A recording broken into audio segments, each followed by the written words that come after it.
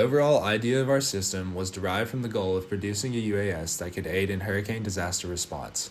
Hero 1 was designed to be the most versatile aircraft possible, utilizing unconventional characteristics, including tilt rotors to allow for both vertical and forward flight. The design also includes a waterproof body for takeoff, landing, and other operations. To demonstrate a feasible mission, we developed the concept of operations shown here. Beginning with takeoff from either water, land, or hand launch, the aircraft then starts to climb. Assuming the aircraft began in hover, it would undergo a transition from vertical to forward flight in the climb phase and continue toward loiter. After loitering and demonstrating the reconnaissance portion of the mission, the aircraft then begins a descent where it will transition from forward flight back to hover. Once in hover, the aircraft can land on any surface, including water, where it could deliver supplies or communicate with stranded individuals. Prior to flight, Hero 1 was first tuned and tested for functionality. Here is a simple throw test used to test the range of all of our control surfaces. Here we are testing the center of gravity to ensure our calculations were accurate.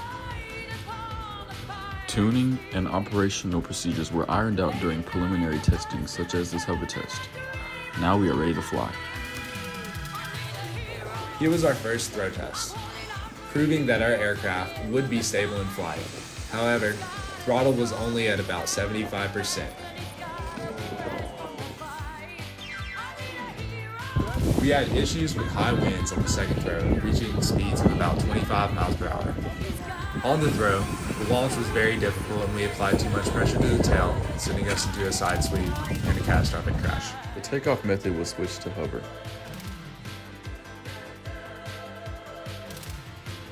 The first flight was done solely in hover to establish that Hero can stably hover. And as you can see here, enough thrust was developed to have a smooth takeoff, and Hero is stably hovering, despite the conditions of wind on this day. One issue the wind poses is excessive battery capacity expenditure. Due to this, we were not able to sustain hover for as long as we desired.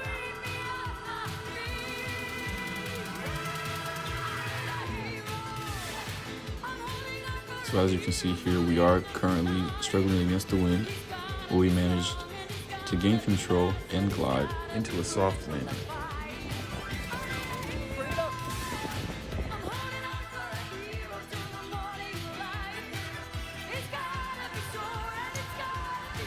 Here you can see us taking off from hover.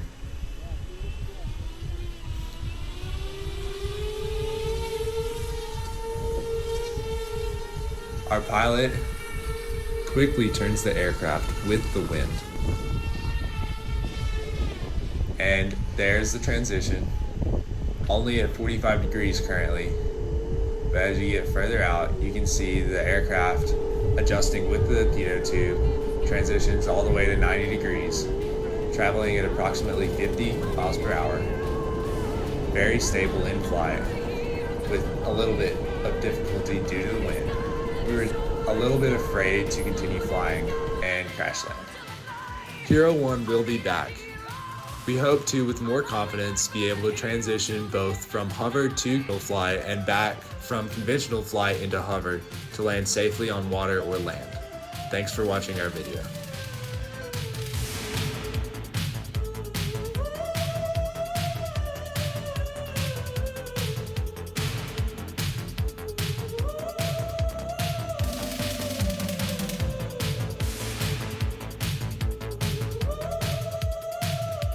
We are REACHR.